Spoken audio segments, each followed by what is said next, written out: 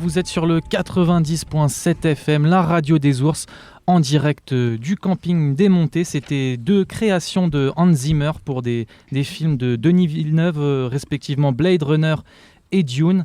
Et on passe d'un réalisateur à un autre puisqu'on accueille Johan Guignard au micro de Marine.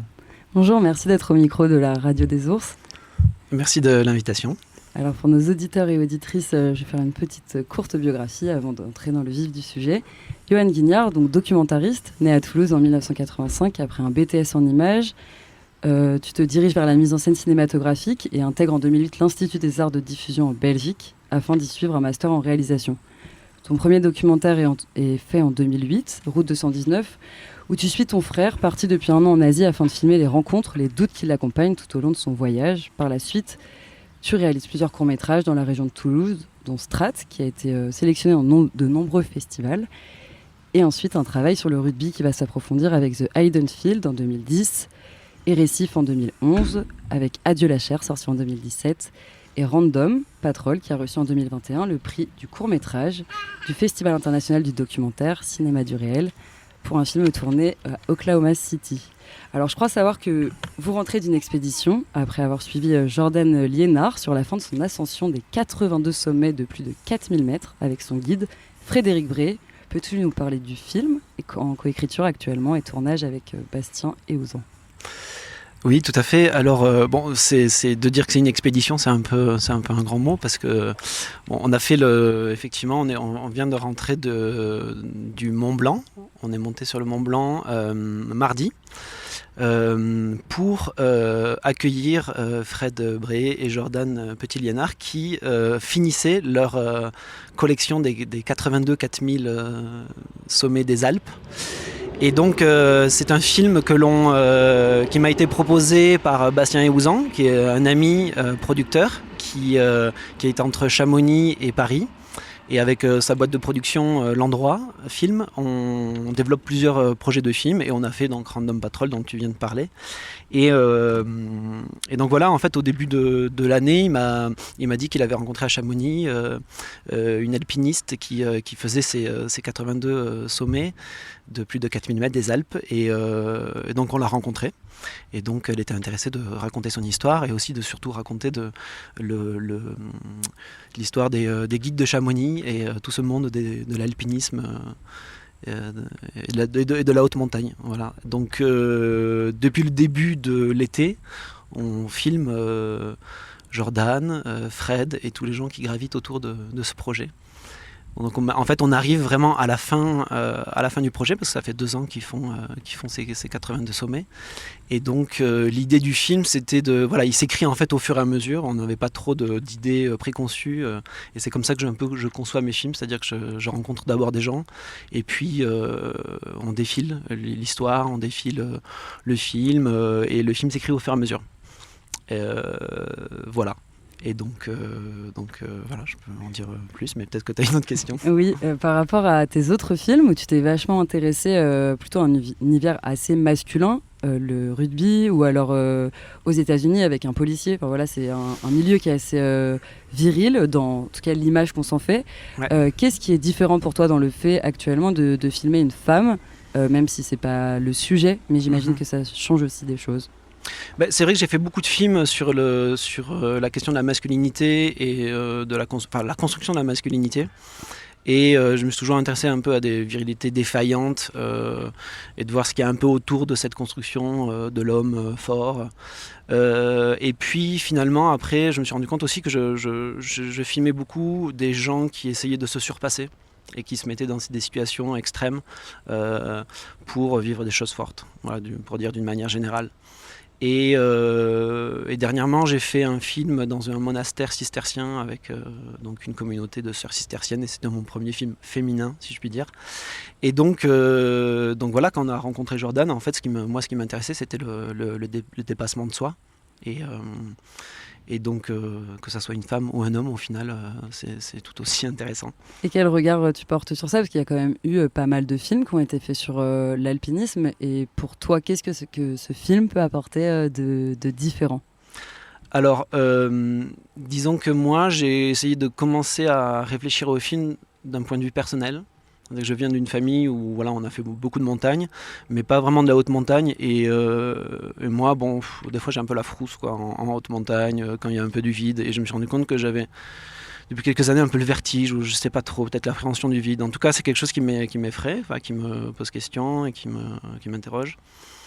Et donc voilà, la question c'était d'aborder le film sous cet angle-là, personnel d'abord, et ensuite d'accompagner ces personnes sur les hauts sommets, jusqu'où on pouvait aller, où je pouvais aller.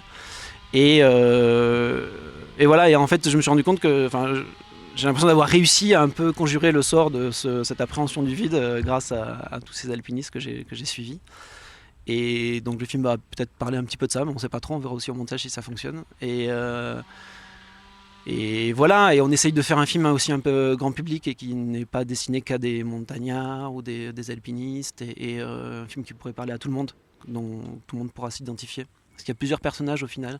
Donc il y a Jordan et Fred, l'accordé, qui font ce projet.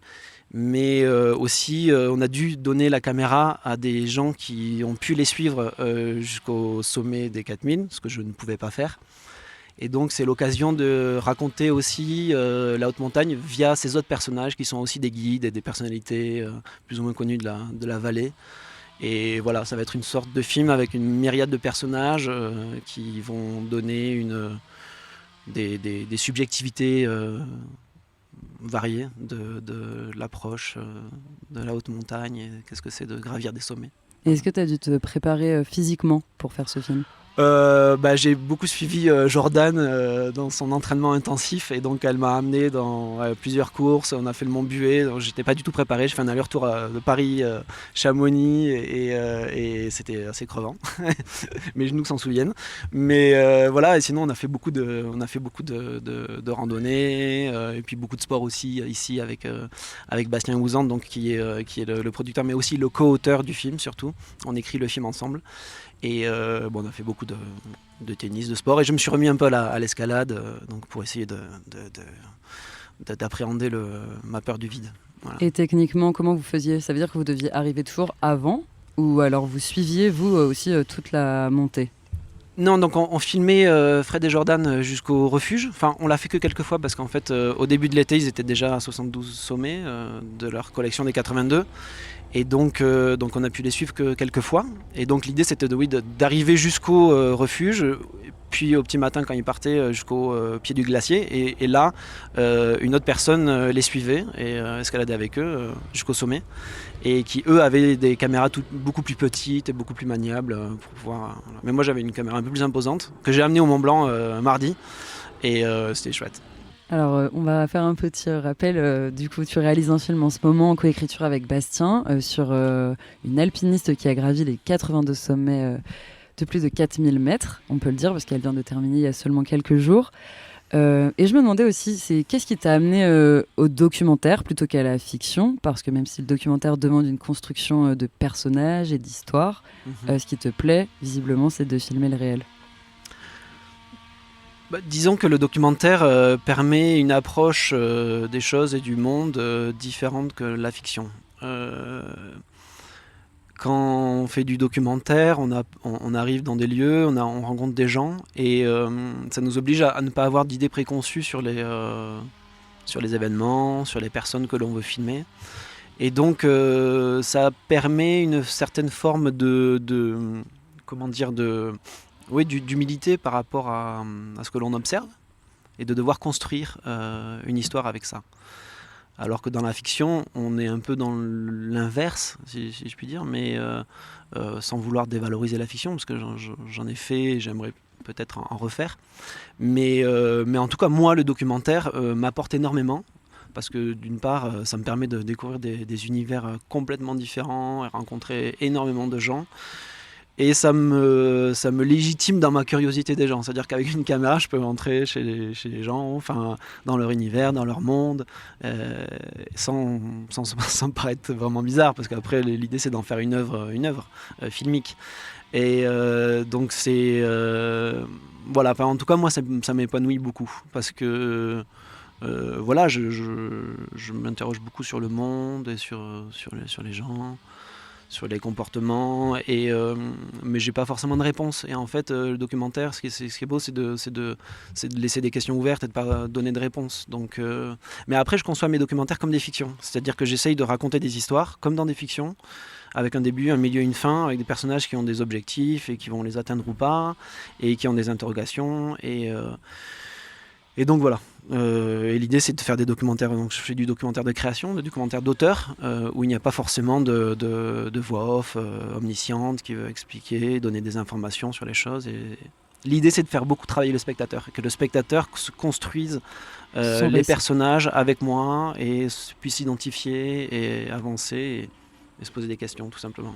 Et j'ai aussi remarqué que ce soit dans Random Patrol, Jeune berger, du coup, le prochain film, Oui. où tu suis justement 3 bergers Oui. et bergères. Et dans Route 219, et dans ce film-là que tu es en train de tourner justement avec la 82 Sommet, il y a toujours ce rapport à l'errance et au déplacement. Oui. Qu'est-ce que t'aimes là-dedans, dans le fait de suivre des gens qui sont eux-mêmes dans ce voyage ou dans cette action de se déplacer? Je sais pas. Je sais pas. Non, mais j'aime filmer le paysage et capter des ambiances en fait. Donc, et d'essayer de. Ouais, il y a peut-être une forme d'idée romantique que le paysage est une forme de projection de l'intériorité des personnages. Donc, oui, je travaille un peu comme ça souvent. Dans le policier américain que j'ai filmé, sa voiture est une forme d'espace mental dans lequel il est enfermé. Et les bergers, c'est l'aventure, parce que je les ai filmés dans le Vercors, qui est un milieu très aride et très, très venté. Et donc, voilà, donc c'est vrai que j'essaie toujours de trouver des corrélations entre l'univers atmosphérique, minéral, les paysages et les personnages. Ouais. Merci. Donc, est-ce que vous avez trouvé un titre à ce prochain film ou pas encore? Oui, ça va s'appeler À la hauteur. À la hauteur, ok. Merci beaucoup d'être venu au micro de la Radio des Ours.